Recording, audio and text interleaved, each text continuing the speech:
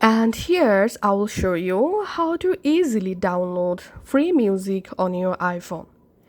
Go to your browser. You can use any browser. Right now I'm using Safari browser. And here you have to open this website pixabay.com.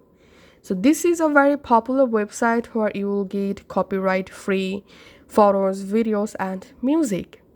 In this page you have to select here music, and then you directly jump into music library.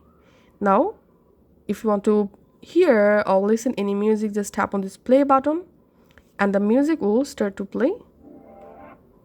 And to download any music for free, just tap on this download icon, and here we can see the download option. Now just tap on download, and here at the bottom left corner tap on this little download icon, tap on downloads, and here we can see the music is downloading. Once you successfully downloaded musics from your browser, now it's time to find those downloaded music. So on your iPhone, open the Files app, and here you have to tap on My iPhone and tap on Downloads. And in this download folder, here you will find all of your downloaded music.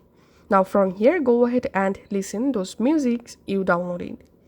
Thanks for watching.